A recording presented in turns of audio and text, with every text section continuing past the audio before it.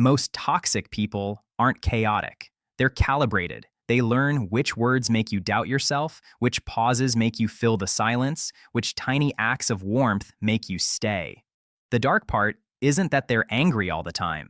It's that they can look calm while pulling the strings. And here's the open loop. The biggest mistake people make around dark tetrad personalities isn't trusting them too much. It's trying to outthink them. Later, I'll show you the one move that quietly shuts down most of their games without a fight, without a speech, and without turning you into someone you don't like.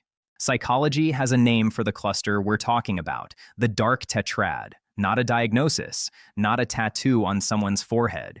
Just 4 trait patterns that, when they show up together, can make someone unusually good at using people as tools. Narcissism, Machiavellianism, psychopathy, and sadism. People can have pieces of these traits in small amounts, sometimes even in socially rewarded ways, and still be decent, caring humans. What makes it feel toxic is the combination of entitlement, strategy, emotional coldness, and sometimes enjoyment of your discomfort. If you've ever walked away from a conversation feeling foggy, smaller, or weirdly guilty for something you can't name, you already know the vibe. It's the sensation of your nervous system trying to solve a puzzle with missing pieces. Let's interrupt the usual monster story for a second with a quick anonymous snapshot. A 29-year-old female project coordinator notices something odd about a coworker who's always helpful. He volunteers for tasks she didn't ask for, then later brings them up as leverage. If she thanks him, he says, "No problem," but his tone changes. If she doesn't perform enough gratitude, he acts wounded. When she tries to clarify expectations, he smiles and says, "You're overthinking. I'm just trying to make your life easier." Somehow, she ends up apologizing, again, for being too intense. Nothing illegal happened, nothing dramatic, but her baseline stress rises every time she sees his name pop up. That's what these dynamics do. They don't always break rules. They bend your inner compass. Dark tetrad traits tend to be most damaging in environments where you need cooperation. Work teams, friend groups, families, roommates, communities.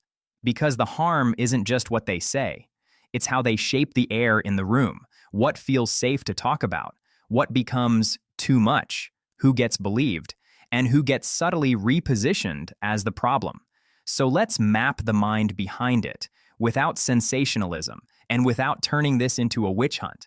Start with narcissism, the most misunderstood one. Narcissism, in a psychological sense, isn't just confidence. It's a pattern built around status, specialness, and fragile self-worth regulation.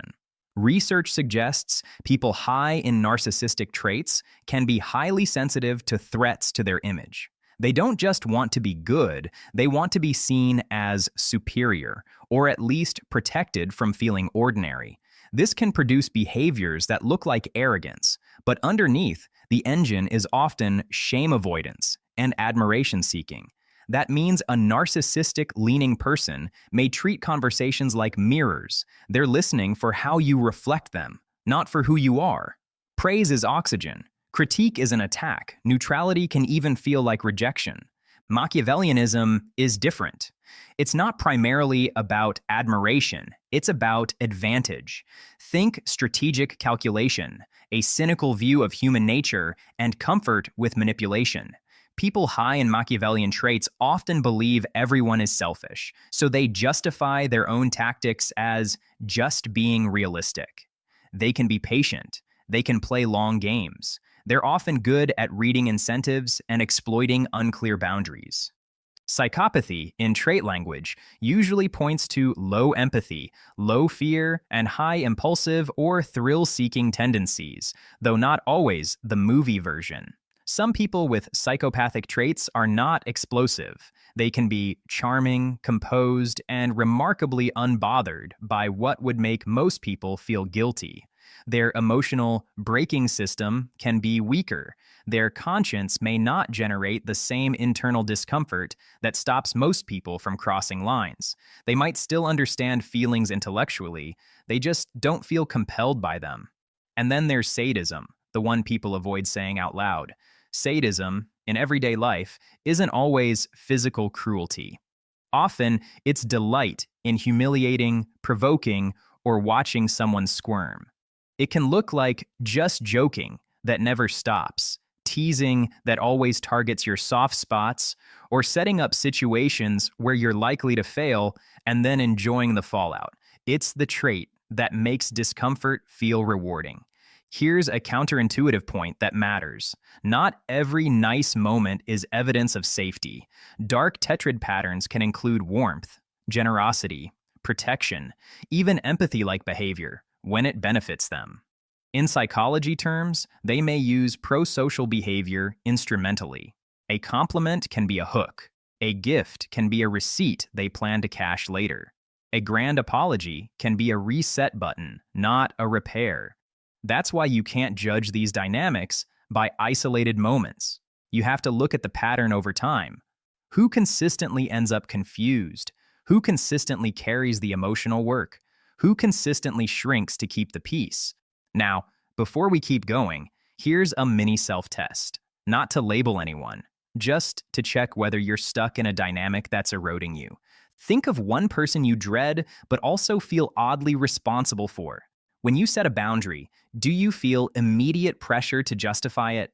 After interacting with them, do you replay the conversation, trying to prove you're not the bad guy? And do you notice your body, jaw tight, stomach hollow, shoulders up, before you even have evidence something is wrong?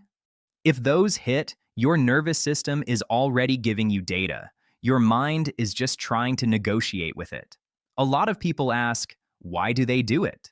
Sometimes there are developmental explanations: reinforced entitlement, early environments where dominance was rewarded, learned mistrust, low emotional attunement, or social success from being ruthless. But here's the practical truth. Your job isn't to psychoanalyze your way into peace. Your job is to understand the operating system well enough to stop donating your life force to it. So what does this operating system optimize for? First, control of the narrative. If they can control what a story means, they can control how others respond. That's why you'll see subtle reframing. Your boundary becomes aggression. Your question becomes drama. Your sadness becomes manipulation. Your memory becomes confusion. It's not always blatant gaslighting. Sometimes it's just a steady drip of interpretation that makes you doubt your own. Second, control of the emotional temperature. People with strong dark traits often dislike raw vulnerability unless they can use it. So they'll speed up, joke, intellectualize, or provoke whenever a conversation gets too real. If you're about to address harm, they may suddenly become the victim, or become bored, or become furious. Anything to move the spotlight. Third, control of access. They manage closeness like a dial. They can flood you with attention, then withdraw it. They can make you feel chosen, then punish you with coldness. This isn't always calculated in a cinematic way. Sometimes it's just how their nervous system and personality reward structure works. But the effect on you is the same.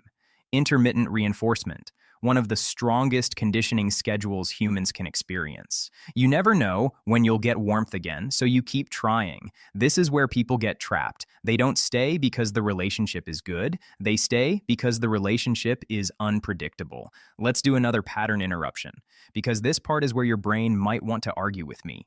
A 34-year-old male new manager joins a team and quickly becomes the star. He's funny in meetings, confident with leadership, and seems supportive one-on-one. But over a few months, team members start feeling like they're walking on glass. He privately criticizes one person to another, always framed as concern. I'm worried about her performance. He keeps records of favors. He responds to feedback with, I just have high standards. And when someone finally speaks up, he says calmly, I didn't realize you were so sensitive. The manager isn't breaking policy. He's breaking people's internal sense of reality. That's why it's hard to report. The harm is atmospheric. So, what do you actually do with this knowledge? Here's the shift. Stop trying to win the argument inside their frame. Dark tetrad dynamics thrive when you enter the debate about intentions and character. I didn't mean it. You misunderstood. You're making me the villain. It's endless. Instead, you move to observable behavior and your access rules. You stop asking, "Are you a good person?" And you start asking, "Is this interaction consistently safe, respectful, and reciprocal?" Because your nervous system doesn't need a verdict, it needs predictability and protection. Now we'll build 3 levels of response: a minimum viable version you can do in minutes, a standard version for daily life, and an upgrade version if you're in a high stakes environment where you can't simply disappear. Minimum viable, 2 to 5 minutes. Shift from explaining to stating. Most people, when facing a manipulative or toxic pattern, over-explain. They give context, feelings, examples, disclaimers. They try to be fair, but over-explaining is a form of bargaining. It signals, if I can find the perfect sentence, you'll treat me well. With dark tetrad traits, the perfect sentence becomes a target. So your minimum viable move is a short, flat boundary with no extra fuel. I'm not available for that. I'm going to end this conversation if it stays disrespectful. I'm comfortable with my decision. We can revisit this later. Then you stop. You let the silence exist. Your nervous system will hate the silence at first because you're used to repairing the air. But silence is where their hooks often fail to find skin.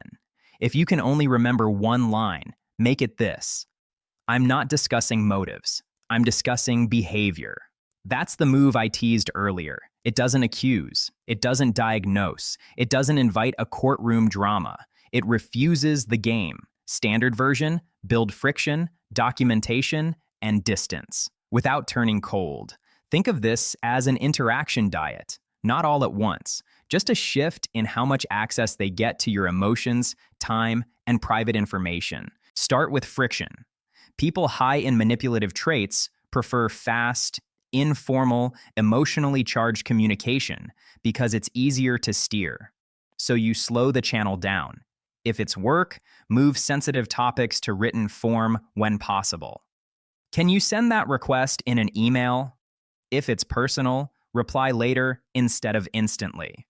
Time is an intelligence tool. When you don't respond immediately, you're giving your prefrontal cortex room to come online instead of running on adrenaline.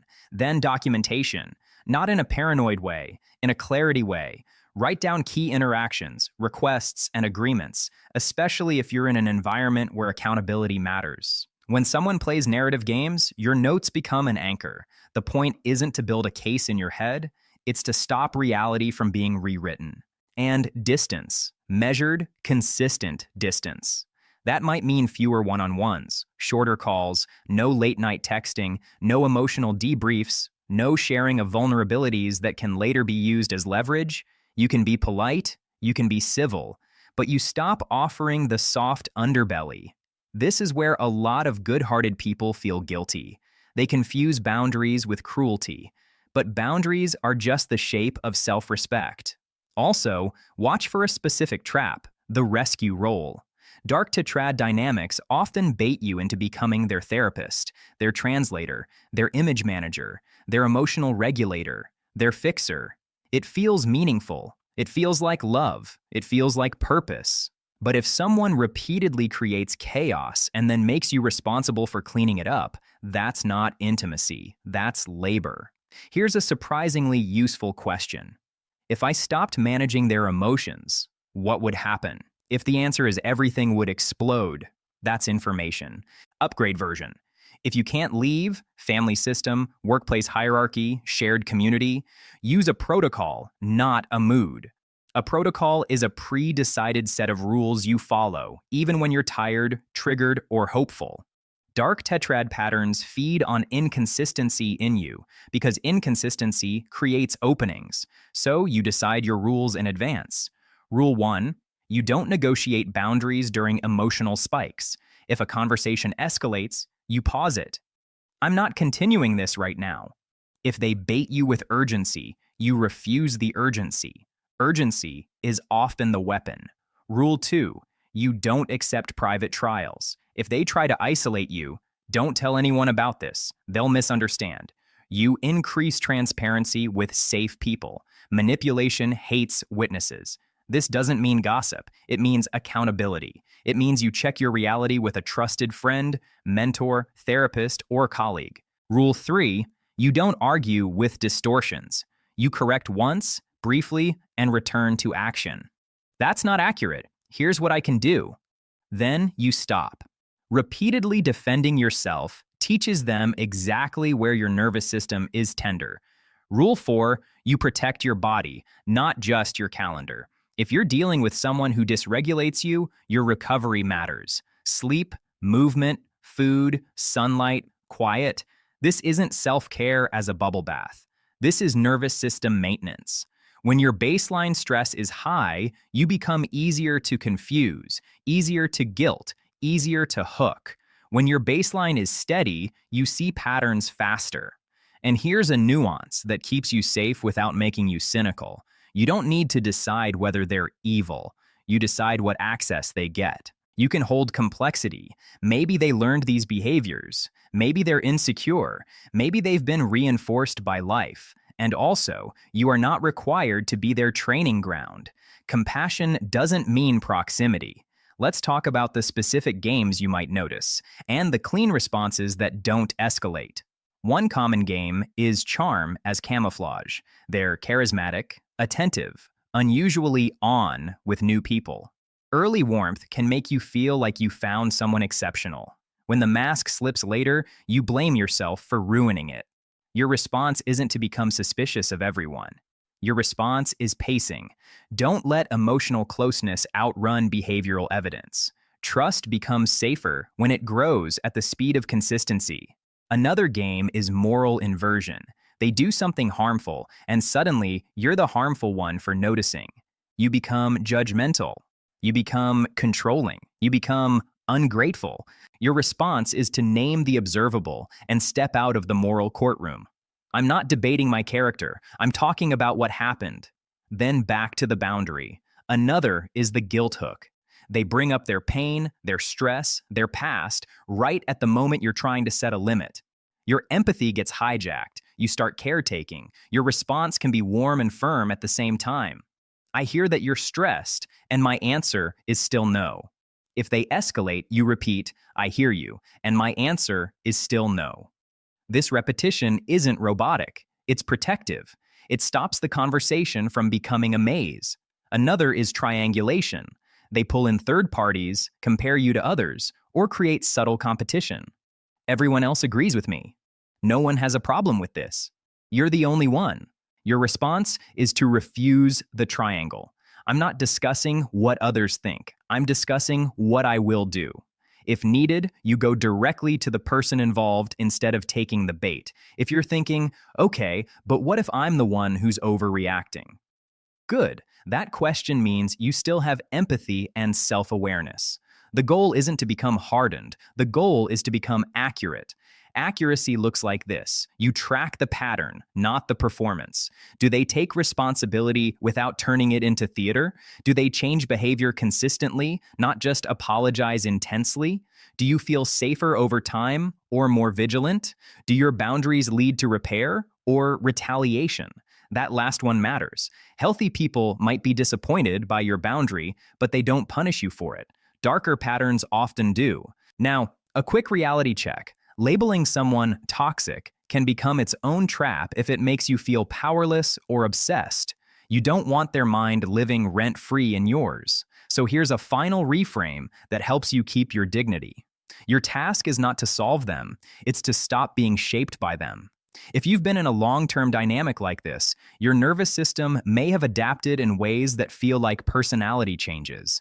You might be more anxious, more apologetic, more hyper-aware of tone. That doesn't mean you're broken. It means you learned a survival strategy, and strategies can be updated. Start small, one clean boundary, one delayed response, one conversation you end early, one piece of documentation, one check-in with a safe person who reminds you what normal feels like. If your anxiety feels overwhelming or you're feeling unsafe, consider professional support. Here's the quiet win. When you stop feeding the games with your explanations, they lose their favorite food. When you stop negotiating your self-respect, your body starts to exhale. When you choose consistency over hope as a strategy, your clarity returns. And you don't have to become cold to do this. You just become anchored. So if this hit a nerve, I'm curious.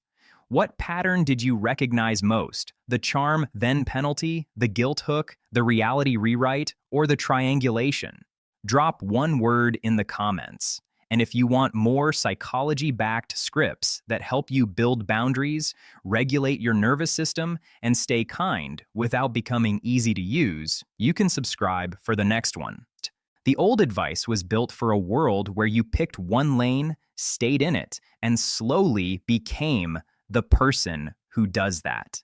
But the future doesn't reward single-lane certainty the way it used to. It rewards people who can move across domains without losing credibility, people who can learn fast, translate between groups, and build things that don't fit inside one job title.